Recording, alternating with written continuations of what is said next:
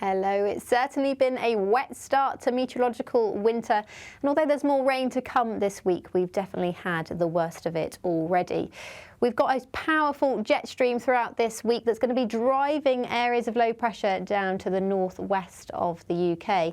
Now, what's driving that powerful jet stream? Well, it's the strong temperature contrast across the northern parts of America. We've got very cold air driving that jet stream, and that will bring some uncertainties to the forecast later on this week. But for now, it's just going to bring a pretty unsettled few days. As I said, we've definitely had the worst of it, so it's going to be more showery than persistent rain throughout Tuesday and Wednesday. Showers most frequent across western areas, particularly across parts of western Wales, southern England as well. Some of these showers could bring a risk of hail and thunder. We'll also see some very heavy showers across northwestern areas of Scotland, where there'll be pretty brisk winds too, risk of gale force winds here.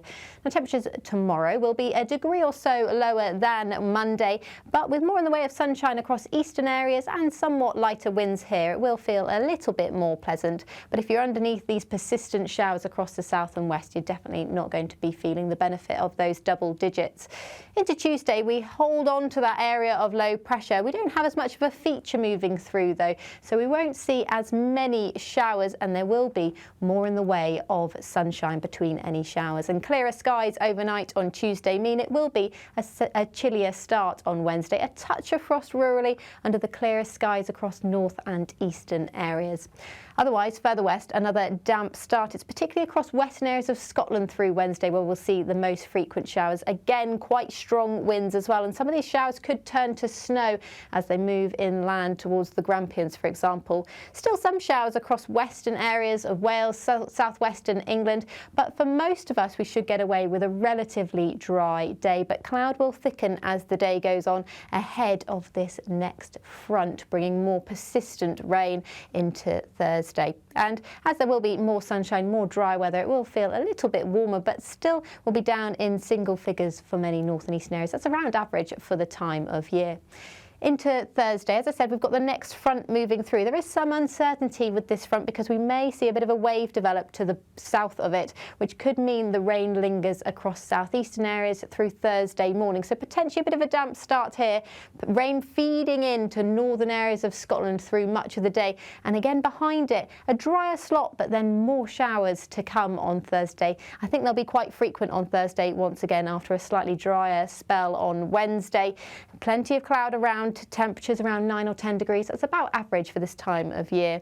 Now, further north across Northern Ireland, northern areas of England, it will probably be a bit of a drier day, but probably a chillier start as well. So temperatures around 6 or 7 degrees here through Thursday.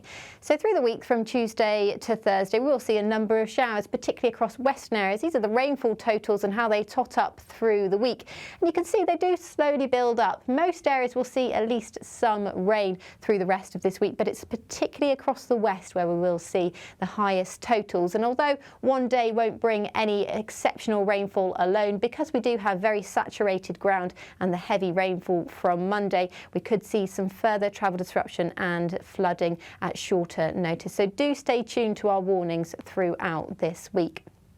Now, things do get a little bit more complicated as we head towards Friday. There's a degree of uncertainty in the forecast. We're expecting this area of low pressure to drive a weather front by Friday evening, but before then, what happens to this low pressure ahead of it is yet to play for. Now, you can see here two different model runs. We've got ECMWF, the European model run, and the Met Office model run on the top here. And you can see the Met Office model run wants to allow this area of low pressure to mix in with the deeper area of low pressure in the Atlantic, creating a shallower area of low pressure by Saturday, whereas the ECMWF model, the European long-range forecast model, wants to continue to keep this deep area of low pressure out to the north and west of the UK. So there's a big difference actually by Saturday morning between the two model runs. And actually here at the Met Office, at this stage, we are preferring something like this, with a deeper area of low pressure out to the north and west by the end of Friday. So that means on Friday itself, it will likely be fairly dry, potentially a few showers across southeastern areas, and probably a colder start, the coldest start to the week so far, with a risk of some fairly widespread fog first thing, but some dry weather around. As I said, the next front with that deep area of low pressure is on the way for Saturday, so there's a risk of some further heavy spells of rain throughout this weekend.